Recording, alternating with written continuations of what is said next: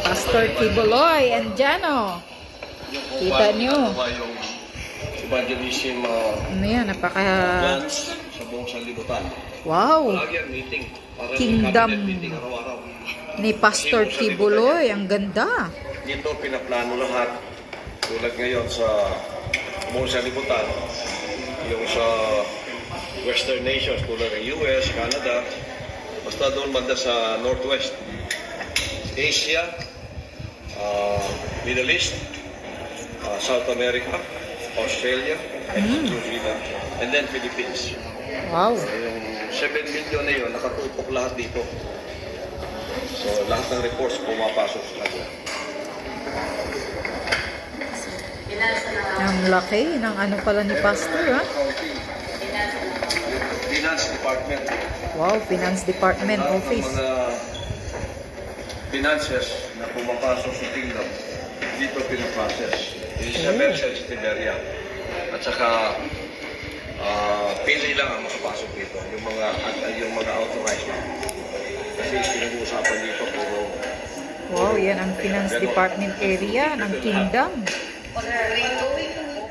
Kung ano dapat na gawin ngayon, anong ginagawa ngayon. So, what are you talking about, guys? Sir, with regards po sa ating parking, sa ating opening door, Yung parking. parking po na, and then yung mga traffic flow po. Sa in and out ng mga vehicles from north to south, so meron po tayong mga provided po ng mga tinatawag po natin rubber cone sa main highway para at least po isang lane lang po yung dadaanan natin, pipila lang po tayo papasok din sa loob. Then, exit pa isa lang. Isa lang po, para din na tayo naka-obstruction dito sa mga highway. So yan lang. So yan. Pastor, sa liwasan yan? Dito yan, dito. Ito. Akala ko yung ano. Yung opening. Open. Kasi maraming sasakyan yan eh. So, kailangan mahusay yung traffic. Akala po namin, Pastor, Malacanang lang. Systematic pala kasi dito. Ito yung board meeting namin dito. Board of Administrators meeting. Wow, yan ang So, meeting iba-ibang area. department ang pinag-usapan, magre-report. Detailed na report yan. Detailed report talaga yan. From finances, from the works, from the planning, to the execution, and then the result. Anong resulta? So, dito niyan pinag-uusapan lahat.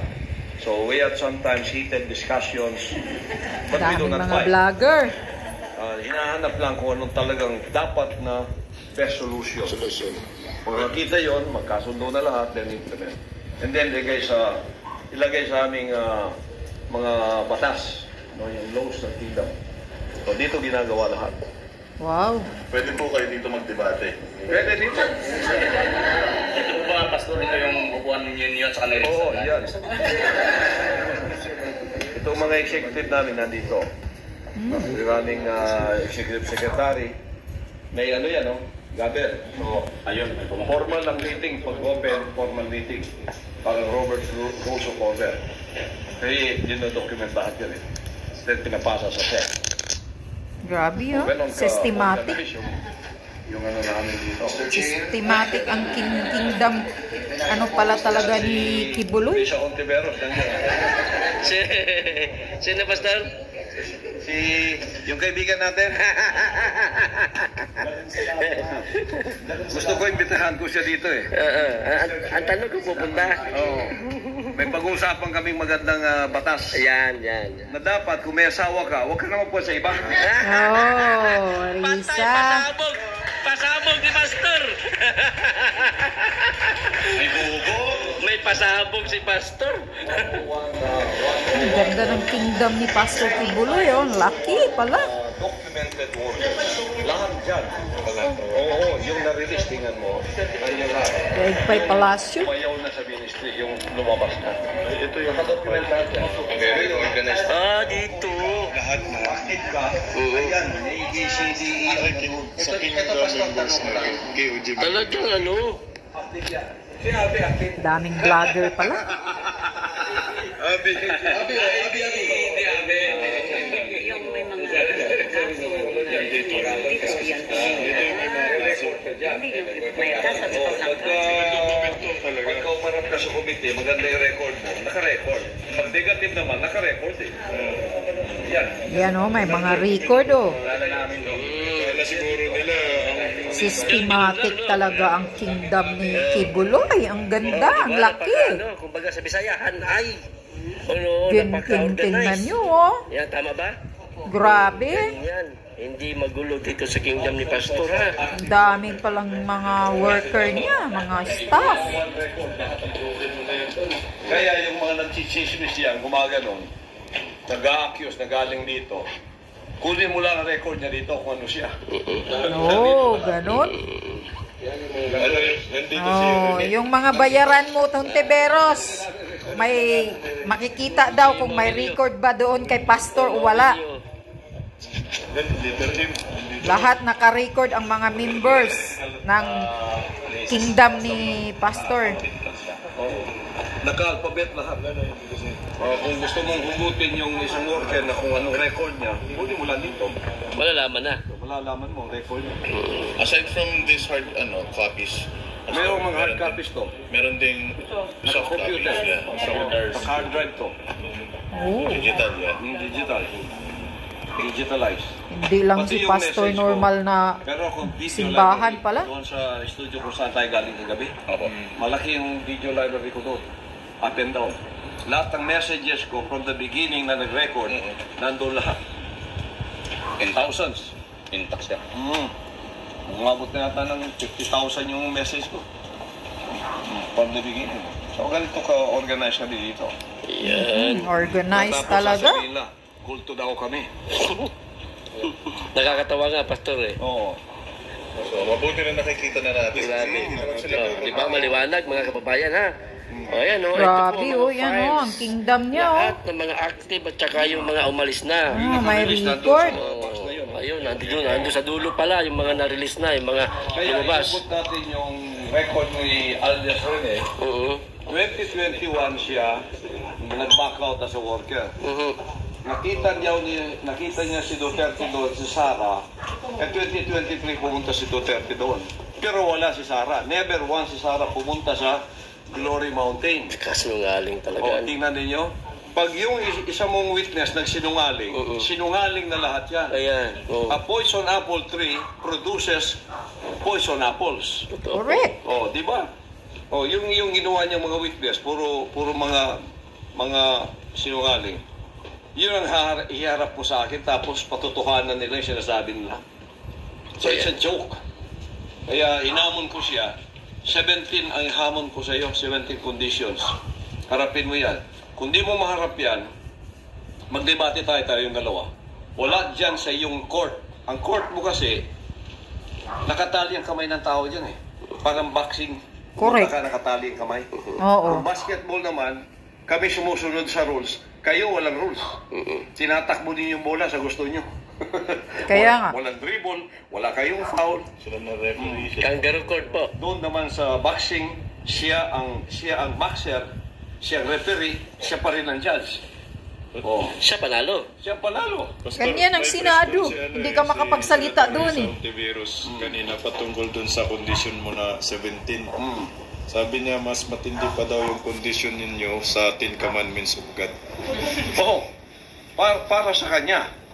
Kasi I am trying to level the playing field. Hindi level eh. Tapos pupuntahin mo ako dyan and you have all the arbitrary contempt power. Sa gusto mo na lang, side contempt. Ikaw, oh. Anong laban mo dun? Umalis ka dyan sa court mo. Kung ayaw mo yung kondisyon ko, umalis ka dyan. Magpili ka ng lugar, magdebate tayo. Yung neutral. Tapos i-televise natin. Live. Yeah, Live correct. natin. Kahit magpili ka pa. Kahit saan. Anytime, anywhere. Didebatiin kita anumang topic ang gusto mo. Any topic. Adultery. O pwede rin. Yes. Mga release na workers. Ito yung mga release na workers. Diba? Matagal na. Yan, no? Nandito pa yung record nila. Mga record ng mga members ni Kibuloy yan. Karamihan naman ng nare-release, babalik. Bumabalik pa. Oo. Bumabalik din yan. Akala nila yung buhay sa labas. Masaya. Ganito sa dito. Hindi mo alam kung magkano ang bigas, hindi mo alam kung magkano ang ulam, hindi mo alam kung magkano ang renta. Hindi ko na lahat eh. Simula ka daw, Pastor, nagkaroon ka ng issue. Marami nang gustong bumalik tuloy sa'yo, makipagsimpatiya sa'yo. Yung mga workers na maraming na nagpa-release, isang malaking congregation, bumalik lahat. Opo, yun. Mas nakakuha pa Foreign ng... workers. Bumalik dahil sa narinig nilang mga issue na hindi totoo. Kasi dito, pag ayaw mo na, punta ka dyan sa SRB. May lawyer dyan, merong kinatawan dyan sa committee. Sasabihin sa'yo the reasons. Gagawa ka ng document. And then, ipirmahan ng lawyer, release mo, mga papers, gano'n. Then, sasabihin sa'yo, saan mo gusto pumunta? Pamakasihiyan ka pa. Anong gusto mong transportation? Aeroplano? O magkano yung gusto mong pabaon? Bigay sa'yo. Gano'n yung dito. Pag gusto silang bumalik, may proseso pa rin po. May proseso na naman sila dadaanan. Yung process of coming back. Magpa-member ako sa iyo, Pastor Kibuloy. Pag nanira siya sa labas, tulad nito, Mas maganda pala sa iyo kaysa Katoliko. Hindi ka na makabalik. Because you destroyed your testimony. Correct. Pero hindi lang kaya ang standard. Aalis ko, Pastor, kasi hindi kaya ang standard. O kaya gusto ko magtrabaho sa labas. Okay yun. Tulad ng isang malaking kongregasyon na bumalik. Mga siguro, mga more than 100 sila eh. Wow. Di ba? Bumalik. Oh. Hindi nanira yun. In fact, silang natatanggol ngayon. So, ipaprocess yun sila kasi gusto bumalik lahat. Di ba? Pero dito, pagpasok mo, may proseso. Paglabas, May proseso. pagbalik. Oh, walang sapilitan. Yun ang policy ng kingdom. No one is forced to do anything against their own will. Pag Correct. sinabi mo ayoko na dito, ipaprocess ka agad. Kasi kung mananatili ka ng isang araw, ayaw mo na, kidnapping na yun. Ayun. Oo, para ka nang kinikidnap. Totoo po. Hindi ka pwede pigilan. Correct. Labas ka na. I-process ka kaagad kung saan mo gusto. Oh, pagpasok mo naman, kusang loob mo rin. Exactly. Tama. Galing, ano? Paglabas mo, kusang loob mo. Kusang loob mo din. Pipilit sa'yo. Oh. Kaya sinabi ko, laki ng gate dyan, no? Hindi Hindi kulto kayo to. pinipilit dito. Yung mga tao talagang lakas maninira. That is against my own personal policy of life. Ako ayaw kong pinipilit. Ayaw ko yung tinatakot ako. Tama po. Kaya inaway ko itong NPA. Kaya inaway ko itong gobyerno ito. Mafia eh. Opo. Namimilit eh. Opo. Nananakot, namimilit. Kaya nga, mafia, sindikato itong gobyernong Marcos to eh. Style ni Marcos yan dati. Sa iba na paluluko rin. Tapos buta, ilalagay niyo yung paril dito. Naku, huwag niyo gawin yan. Magkakamatayan tayo. I will never kneel to someone like that. Hindi Correct. mo ko tatakutin na ganyan, tao ka rin. That's against my principle. Kaya yung broadcaster dito na nanira sa akin, gusto niya protection money, kundi sisirain niya ako. Sige, bakit? Sirain mo ko, but I will never give it to you. Ganon. Ang policy ko sa buhay. Kaya magkatuwang kami ni PRRD sa bagay na ganon. Kaya wala kaming iwanan sa buhay. Correct. Parehas kayo ng prinsipyo. Kaya kayo mga banateros, nakita ko yung mga prinsipyo din ninyo. Bakit hanggang ngayon, independent kayo? Bakit hanggang ngayon, nasa tamang lugar kayo? Kasi may prinsipyo kayo. Opo. Hindi tulad Exactly. itong mga bayaran. O, alam naman nyo kasi yung nagtatanggol ngayon. So kayong mga bayaran, bago ninyo ako punain, o pumuna kayo sa akin, huwag muna kayong pabayad para sa totoo yung ginagawa niyo. Kasi hawak kayo ng bayad eh. Correct. So, hindi na kayo objective. Hindi na mapagkatiwalaan. Ang pinasasabi, noong nagbayad sa iyo, sasabihin mo. Oh, di ba? Ako dito, open ako sa lahat. Kaya, binabasa ko ng lahat sa labas. I don't care about them because I am standing in the truth. Ang buong salimutan natin ngayon nandito. Dibandado ko sa Amerika na hindi ko kasalanan. Accusations lahat. Dito rin ginawa sa akin. I will face the trial of my life. Na daladalang katotohanan. Oh. Amerika na yun, ha? Pero hindi makausad din sila. Pero hindi sila makatangi ngayon. Kaya yung 21 lawyers namin, they are ready parang mga Texas na manok na kumakain.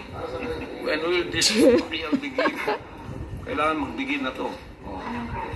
Ganon tayo sa, dito sa kingdom, it is well organized.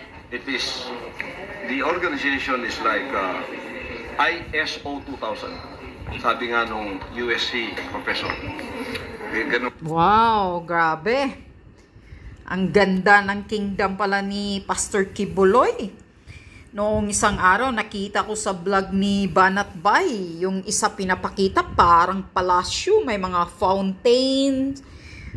Grabe, oh, itong mga isang building na to, may mga library, may meeting area, organized talaga pala. Oh, totoo yung sinasabi ni Pastor Kibuloy. Kung sino man ang pumasok doon sa kingdom niya, galing sa puso mo. At kung ayaw mo na, gusto mong lumabas, walang sapilitan, lumabas ka agad-agad. Yan sabi ni Pastor Kibuloy. Magperma ka agad doon kasi bawat member pala ni Kibuloy dyan sa kingdom niya, may mga record. Ayan daming mga record sa likod niya. Ang ganda pala talaga dyan. Parang gusto ko na dyan pumasok, Pastor, sa kingdom mo. Kasi mas maganda yung yung paniniwala mo na bukal sa loob mo. Tapos, yung talagang gusto mo. Yun ang maganda. Hindi yung paulit-ulit na misa-misa sa Katoliko. Araw-araw, ganun. Boring. Mabuti dito kay Pastor. Siguro baka marami tayong matutunan na maganda. Tsaka, buti yan, may record. Kaya kung sino daw yung naninira, yung mga bayaran mo, Risa Hontiveros, may record din daw, sabi ni Pastor. Yung sirini mo, yung mga fake mo, mga bayaran mong witnesses na nakatakip ang mukha. Papakita mo yun, yung identity nila, ipakita mo yung mukha nila, Risa. At sabi ni Pastor Kibuloy, magkikita daw kayo kahit saan, mag-uusap kayo, wag lang dyan sa Senado. Dahil pag dyan, inimbestiga sa Senado, nakatali na ang dalawang kamay natin. Totoo yun. Ayaw kanilang pagsasalitain. Gusto nila sila lahat ang maririnig, yung mga senador dyan. Puro sa kanila, sila ang tama. Pinapunta ka, resource person ka doon, pero sila lahat ang masusunod. Kaya tama si Pastor. Dapat magkita kayo, Risa Hontiveros, kung gusto mo. Kita kayo sa labas ni Pastor. Sundin mo yung hamon niya kung gusto mong malalaman ang katotohanan. Dahil inakusahan mo na si Pastor Daig mo pa'y Supreme Court.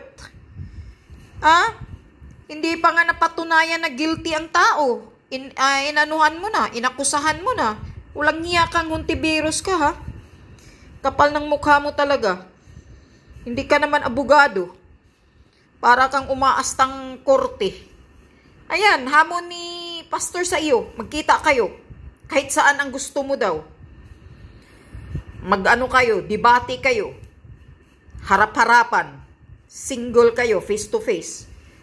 Batas sa batas. Yan. Sundin mo si Pastor. Makipagkita ka. Huwag sa Senado. Dahil lang Senado nyo, parang kayo, hari kayo dyan. Wala kayong mga nakaupo kayo dyan. Hinihalal kayo ng taong bayan, hindi para umaastang hari. Yan ang tandaan ninyo, Risa. Mga senador, mga congressman, pati ikaw, BBM. Huwag kang umaastang hari ka, Lisa Smugs. Asawa ka lang ni BBM. Huwag kang umaastang sino kang powerful ka. Dahil pag natanggal yan si BBM, basura na rin kayo. Balik kayo basura yung pangalan ninyo ngayon. Marcos Aranita. Daig nyo pa'y dugyot.